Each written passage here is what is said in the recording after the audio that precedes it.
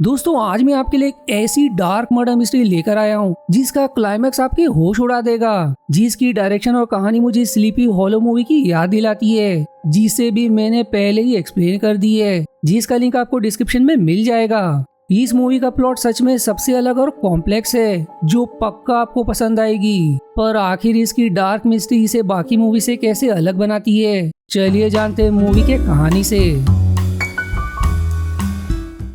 Film की शुरुआत 1830 के कोल्ड विंटर के रात एक पेड़ पर किसी की लाश नजर आती है, जिसके बाद सीन अगले ही सुबह लैंडर की तरफ मुड़ जाती है। अब लैंडर की बात करें तो वो बाकी सभी से एकदम दूर और रिमोट एरिया में रहता है, जो अपने पेनफुल पास के साथ जी रहा है, जिसकी पत्नी 3 साल पहले चल बसी और उसकी बेटी मैटी भी कुछ समय पहले घर छोड़कर भाग गई, जिसके बाद उसका कुछ पता नहीं चला। लैंडो को फिर मिलिट्री एकेडमी से बुलावा आता है, जहां कर्नल और कैप्टन चाहते हैं कि सिर्फ वो ही एक सीक्रेट केस पर काम करे, क्योंकि लैंडो को एक इंटेलिजेंट और शार्प इन्वेस्टिगेटर माना जाता है, जिसने अपने जवानी में कई पेचीदा केसेस सॉल्व किए। पर इस केस के बारे में कोई भी जानकारी बाहर नहीं जानी चाहिए, वरना उनकी एकेडमी की बदनामी होगी। वो शेयर करते हैं कि उनके एक कैडेट नेम फ्राई ने पिछली रात आत्महत्या कर ली, लेकिन अजीब बात है कि जब उसकी लाश हॉस्पिटल में पड़ी थी तो किसी ने उसका छाती चीरकर दिल निकाल लिया। इसी गुत्थी को उसे सुलझाना है कि आखिर कौन इसके पीछे था। लैंडोर पहले तो उनकी इसमें मदद करने से इनकार कर देता है, पर कैप्टन के धमकी पर उसे ये केस एक्सेप्ट करना पड़ता है। अब लाश की पोस्टमार्टम जांच करने पर डॉक्टर मार्कस उसे ये बताते हैं कि जिसने भी इसका दिल चीर कर निकाला है उसने ये बड़े ही ध्यान से किया होगा, ताकि दिल को हल्का सा भी नुकसान ना पहुंचे, और उसने जरूर दिल को किसी स्पेशल ठंडे कंटेनर में प्रिजर्व किया होगा।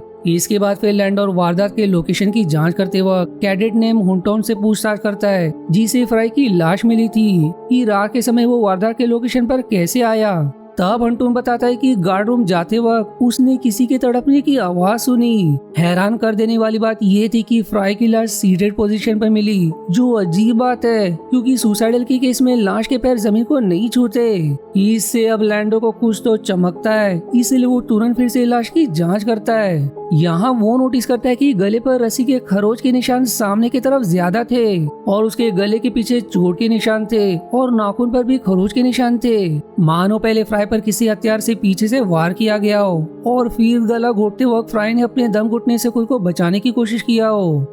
इसी दौरान लैंडर को उसकी मुट्ठी से एक फटा नोट भी मिलता है, यानी कि फ्राई ने सच में आत्महत्या नहीं बल्कि किसी ने उसकी जान ली है। इसके बाद लैंडर कैडेट नेम कोचोन से पूछताछ करता है, जिसे लाश को गार्ड करने की जिम्मेदारी दी गई थी, पर वो बचाव में बताता है कि वो उस वक्त ड्यूटी पर नहीं था, क्योंकि उसे एक अनजान सीनियर ऑफिसर ने घर जाने के लिए कहा, जिसकी शक्ल वो कैंडल के रोशनी में ठीक से नहीं देख पाया। पर उसने एक अजीब चीज नोटिस की कि उनके एक शोल्डर से बार्स मिसिंग थे। इसके बाद अब लैंडर की मुलाकात एक और कैडेट नेम पॉय से होती है, जो काफी इंटेलेक्चुअल, फिलोसॉफिकल और मौत से फैसिनेटेड है, क्योंकि वो अनयूजुअल चीजों में इंटरेस्ट रखता है। इसलिए उसके अजीब बर्ताव के चलते बाकी कैडेट्स उसे पसंद नहीं करते। पॉय फिर सामने से लैंडर को इस इन्वेस्टिगेशन में मदद करने का ऑफर करता है, जिसके लिए लैंडर मान भी जाता है, क्योंकि उसे पॉय में कुछ खास नजर आता है। इसके बाद लैंडर कुछ और कैडेट से पूछताछ करता है, पर उसे कोई ठोस जानकारी नहीं मिलती। ऊपर से तभी उन्हें खबर मिलती है कि कुछ जानवरों की लाश मिली, जिनका भी उसी तरह से चीड़-फाड़ करके दिल निकाल लिया गया। अब इस खबर के बाद लैंडर पॉय से उस लाश से मिले पेपर के टुकड़े को डिसाइफर करने को कहता है, पर एक शर्त पर कि वो उसकी मदद कर रहा है, ये बात किसी को पता नहीं चलनी चाहिए। पॉय फिर अपनी इन्वेस्टिगेशन स्किल से एक नतीजे पर पहुंचता है कि उन कुछ शब्दों से यही साबित होता है कि वो लेटर एक इनविटेशन था विक्टिम को किसी लोकेशन पर बुलाने के लिए, पर कहां वो सॉल्व नहीं कर पाया। लेकिन लैंडर दूसरे 2 लेटर से समझ जाता है कि वो वर्ड और लोकेशन लैंडिंग है, यानी कि हत्यारा ने उसे लैंडिंग पर बुलाया।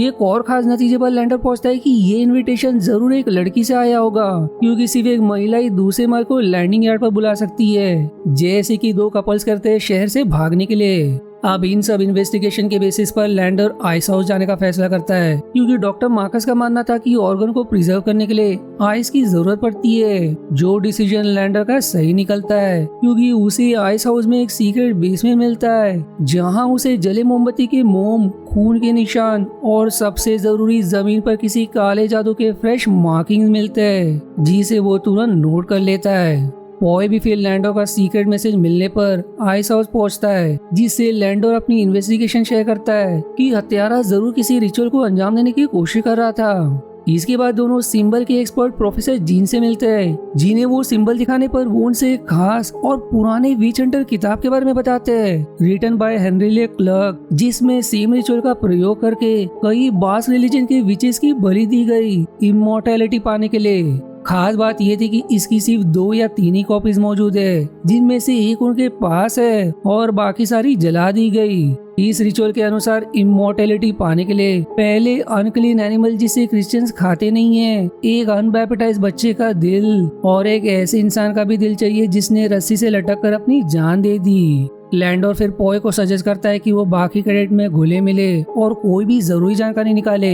इसलिए पॉय ऐसा ही करता है, जहाँ उसे पता चलता है कि डॉक्टर मार्केस का बेटा आर्टेमिस भी यहाँ एक कैडेट है, जिसकी एक बहन लिया भी है और फ्राई लिया को पसंद करता था। जो सब जानने के बाद वो फिर कैंपस की भी छानबीन करने लगता है, पर कैप्टन उसके आड़े आ जाते और उसे लौटने को कहते। उसी रात फिर लैंडर को अपनी बेटी रोते नजर आती है, पर ये सिर्फ उसका एक वहम निकलता है, क्योंकि वो अपने बेटी को बहुत याद करते हैं। ऐसे ही कई यादें उसे विजन्स में अक्सर दिखाई देते हैं। अब अगली सुबह पॉय लैंडर को उसके घर विजिट करता है और उसे अपने कल के इन्वेस्टिगेशन के बारे में सब शेयर करता है। यहाँ लैंडर की बुक कलेक्शन को देखकर पॉय एकदम खुश हो जाता है, क्योंकि उसे पढ़ना बहुत पसंद है। जहाँ उसे उसके एक पसंदीदा पोएट की भी किताब मिलती है, जो दरअसल लैंडर की बेटी की थी। अब अगले दिन फ्राई के फ्यूनरल के दौरान लैंडर की मुलाकात फ्राई के माँ से होती है, जो उसे फ्राई की डायरी देती है, इस उम्मीद में कि ये उसके इन्वेस्टिगेशन में काम आएगा।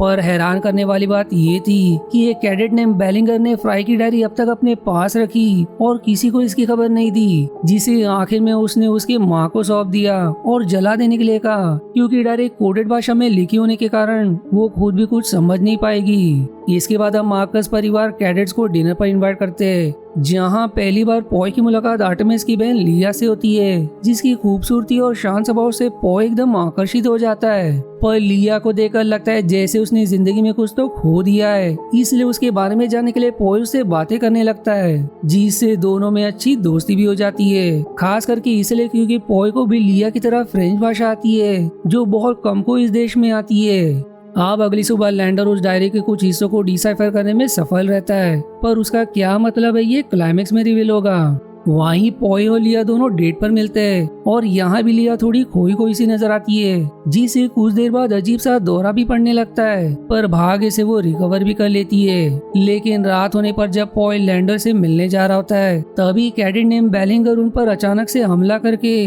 उसकी जान लेने की कोशिश करता है। वो नहीं चाहता कि पॉय उसके और लिया के करीब आए, क्योंकि अगले हफ्ते उनकी एंगेजमेंट होने वाली है। पर लैंडर सही समय पर पहुंचकर उसे बचा लेता है। लेकिन ये तो सिर्फ शुरुआत थी, क्योंकि अगले दिन बेलिंगर की लाश झाड़ियों में मिलती है, जिसे देख सबके रोंगटे खड़े हो जाते हैं। एक खास बात की इस बार एक अलग ऑब्जर्वेशन होता है कि उसका सर्जिकल हार्ट रिमूवल इतना क्लीन नहीं था जैसे कि फ्राई के केस में था। एकेडमी का शक अब सीधे पॉय पर जाता है, क्योंकि पिछले रात उसने बेलिंगर को जान से मारने की धमकी दी थी और उसकी फ्राई के साथ भी एक समय अनबन हुई थी। लैंडर अब तुरंत पॉय को कन्फ्रंट करता है कि आखिर उसका ही जिससे अब तक अनबन हुआ उसकी जान कैसे चली गई। पर पॉय उसे समझाता है कि वो कातिल नहीं है, उसने बेलिंगर को सिर्फ डराने के लिए धमकी दी और फ्राई उसे हमेशा परेशान करता था, इसलिए उसे उसके साथ बहस हुई थी।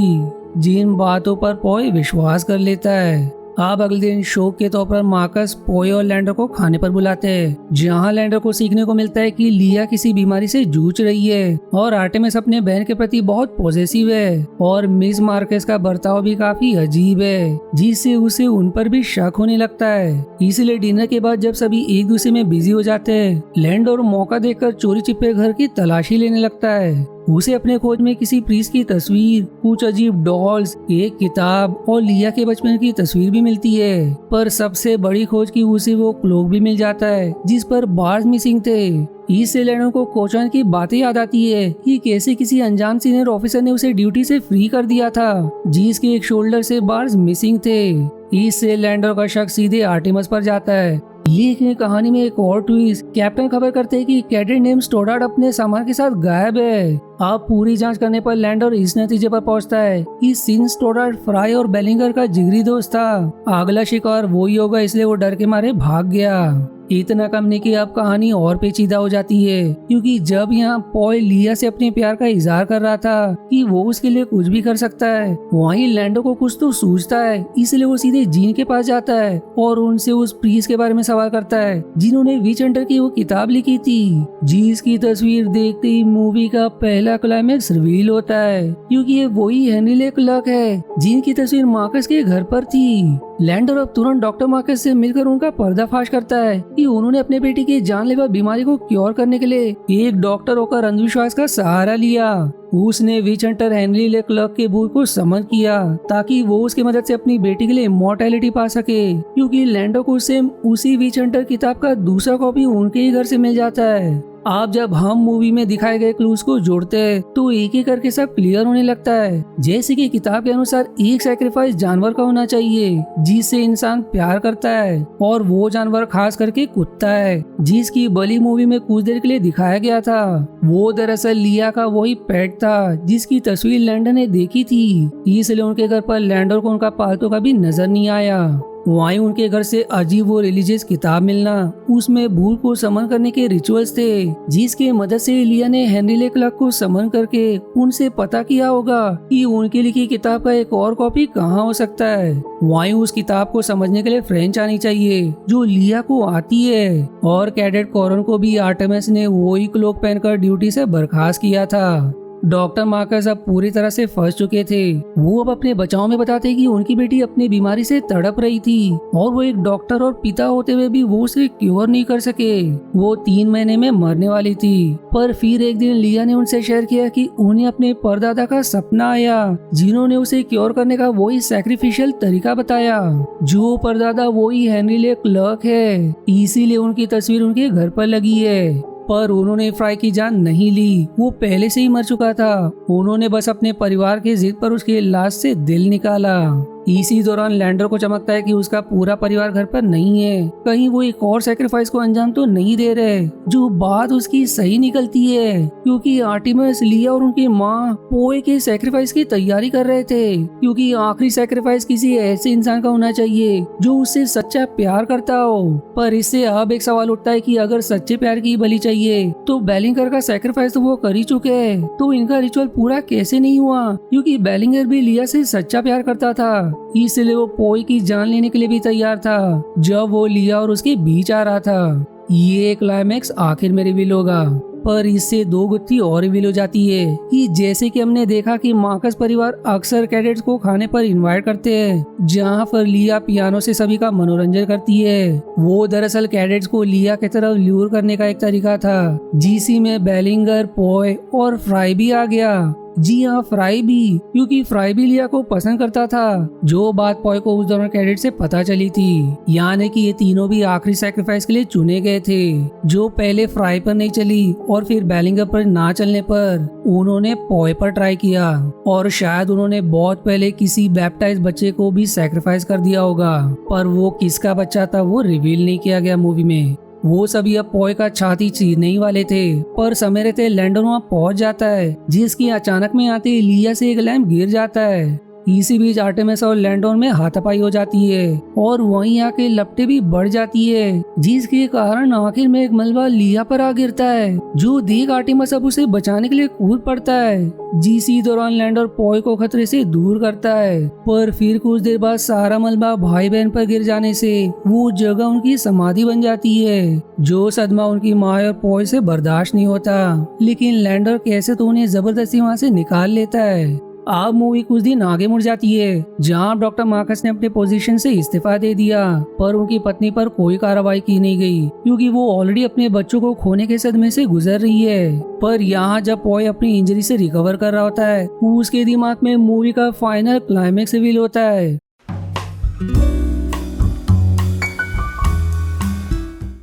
पॉय अब तुरंत लैंडर को कन्फ्रंट करता है, क्योंकि इन सब किलिंग्स के पीछे कोई और नहीं बल्कि लैंडर खुद है। लैंडर ने सबसे झूठ कहा कि उसकी बेटी कहीं चली गई, क्योंकि जो नोट फ्राई के लाश से मिली, और एक बार जब लैंडर ने उसके लिए एक नोट छोड़ा था, दोनों की हैंडराइटिंग सेम थी। उसका शक तब सच्चाई में बदल गया जब बार में उसकी बात वेट्रेस पैस्टी से हुई, जिसने उसे मैटी की सारी कहानी बताई कि कैसे एक रात फ्राई, बेलिंगर और स्टोडार्ट ने मिलकर अंधेरे में उसका बलात्कार किया, जिस सदमे में कुछ दिनों बाद उसने खुदकुशी कर ली। और ये बात पैट्सी को इसलिए पता है क्योंकि उसका एक तरह से बेड का रिश्ता है जहाँ से अपना करीबी समझकर अब तक सब कुछ शेयर किया था। लैंडोर फिर कन्फेस करता है कि अपनी बेटी की मौत के पीछे फ्राई का हाथ है। उसे उसके लॉकेट से पता चला जो उसे अपने बेटी के पास से मिली, इसलिए उसने पहले पैट्सी के नाम पर फ्लर्टी लेटर फ्राई को भेजा। इससे अब क्लियर होता है कि आखिर लैंडोर ने उस नोट को इतनी आसानी से कैसे सॉल्व किया, क्योंकि उसने खुद वो लिखी थी। लैंडो को फिर मौका मिलते ही उसने फ्राई को टॉर्चर करके बाकी सारों का नाम निकालने की कोशिश की, लेकिन उससे पहले ही वहाँ कैडेट हुंटॉन पहुंच गया। इसलिए लैंडो जल्दी में उसे आधा लटका कर भाग खड़ा हुआ, वरना उसका प्लान उसे पूरा लटका कर आत्महत्या दिखाना था। फिर अगले दिन जब आर्टेमिस को फ्राई के लाश के बारे में पता चला तो उसने अपनी बहन के रिचुअल को अंजाम देने का फैसला किया, पर ईश्वर शायद लैंडो के साथ थे, क्योंकि उसने जिसकी हत्या की उसी के केस को सॉल्व करने के लिए उसे हायर किया गया। और जब उसे दिल निकालने के बारे में पता चला तो लैंडर को एक मौका मिल गया उस हत्या को किसी और पर मरने का। और जिस हथियार से लैंडो ने फ्राई पर हमला किया था, फिल्म की शुरुआत में हमने लैंडो को वही हथियार धोते देखा था, जिसके कुछ मिनट बाद ही उसे एकेडमी से बुलावा आया। अब हमें लैंडर के शुरुआत में एकेडमी ना जाने का असली कारण का पता चलता है, क्योंकि उसे डर था कि कहीं उन्हें पता तो नहीं चल गया कि वो ही फ्राई की हत्या के पीछे है। वहीं बेलिंगर भी उस आरोप में शामिल था। ये लैंडो को फ्राई की उस डायरी से पता चला जिसने वो सारी घटना अपने डायरी में कोडेड भाषा में लिखी ताकि कोई इसे डिसाइफर ना कर पाए। इसीलिए लैंडो ने अपने सीनियर्स या पॉय से फ्राई के डायरी के बारे में नहीं बताया। बेलिंगर का पता चलते ही उसने उसे भी मौत के घाट उतार दिया और उसने खुद ही उसका दिल निकाला ताकि इस बार भी फिर से दोष फ्राई के कातिल पर जाए। इसीलिए बेलिंगर का सर्जिकल इतना क्लीन नहीं था जैसे डॉक्टर मार्कस ने फ्राई पर किया था। वहीं बेलिंगर को टॉर्चर करते दौरान उसने उससे स्टोडर का भी नाम उगलवा लिया, पर इससे पहले कि लैंडर उस तक पहुंच पाता वो तब तक भाग चुका था और अब उसके पास इतनी हिम्मत नहीं है कि वो उसे ट्रैक डाउन करे। लेकिन उसे उम्मीद है कि वो इसी डर में जिएगा कि अगला निशाना वही है। इससे अब एक और कंफ्यूजन क्लियर होता है कि आर्टेमिस और लियो ने पॉय को ही क्यों वो आखिरी सैक्रिफाइस चुना, क्योंकि लैंडन ने पहले ही बेलिंगर को मार दिया, वरना शायद पॉय की जगह बेलिंगर होता। पर अब सवाल उठता है कि अगर लैंडोर ही असली कातिल था तो उसने दिमाग से तेज पॉय को इन्वेस्टिगेशन में शामिल क्यों किया, जो असली कातिल तक भी पहुंच सकता था, जो ऐसा है जैसे कि लैंडोर अपने पैरों पर कुल्हाड़ी मार रहा हो। दरअसल लैंडोर ने ये इसलिए किया ताकि वो देखना चाहता था कि कोई उस तक पहुंच सकता है कि नहीं, और वो दूसरे क्रिमिनल्स का भी पता करना चाहता था ताकि वो उस पर सारा आरोप मर सके। इसीलिए लैंडोर ने ये बात सीक्रेट रखवाई कि पॉय उसकी इन्वेस्टिगेशन में मदद कर रहा है। पर अब लैंडर की असलियत जानने के बाद पॉय और टूट जाता है, क्योंकि उसने उस पर भरोसा किया था वो उससे सब कुछ शेयर कर सकता था, जैसे कि उसने उसे अपना करीबी माना। उसने आर्टेमिस और खास करके उसके प्यार लिया को एक हत्यारा साबित करवाया, जबकि उन्होंने एक भी हत्या नहीं की। लैंडर अब कन्फेस करता है कि ये सब हो जाने के बाद वो खुद उसे सब कुछ बताने वाला था, पर उससे पहले ही उसे पता चल गया। वो चाहे तो उसके गुनाहों के बारे में रिपोर्ट कर सकता है, लेकिन पॉय ऐसा नहीं करता। फिर जाते जाते लैंडर पॉय से ये शेयर कर जाता है कि काश उस रात उसकी बेटी उससे मिली होती तो शायद आज वो एक परिवार का हिस्सा होते। दरअसल उसने यहाँ ऐसा इसलिए कहा क्योंकि मेरे ख्याल से उसकी बेटी शायद पॉय को पसंद करती थी, इसलिए उसने पॉय की पसंदीदा पोएट की किताब अपने कलेक्शन में रखी, जो वही किताब है जो पॉय को उस समय लैंडो की बुक के कलेक्शन में मिली थी, जो बात पॉय के दिल को छू जाती है। लेकिन वो बिना कुछ व्यक्त किए वहाँ से चला जाता है। अब मूवी की आखिर में लैंडर वहीं जाता है जहाँ से उसकी बेटी ने कूदकर आत्महत्या की थी, और उसके चोटी पर खड़े होते ही मूवी एकदम से एंड हो जाती है। कोई आइडिया नहीं कि लैंडर ने भी खुदकुशी किया नहीं। जीसी के साथ मूवी का एक्सप्लेनेशन भी यहीं एंड हो जाता है। आशा है आपको मेरी एक्सप्लेनेशन पसंद आई। यदि हाँ तो प्लीज वीडियो को लाइक करना और चैनल को सब्सक्राइब करके सपोर्ट करना ना भूलें। मिलते हैं अगले एक्सप्लेनेशन वीडियो में, तब तक के लिए धन्यवाद दोस्तों।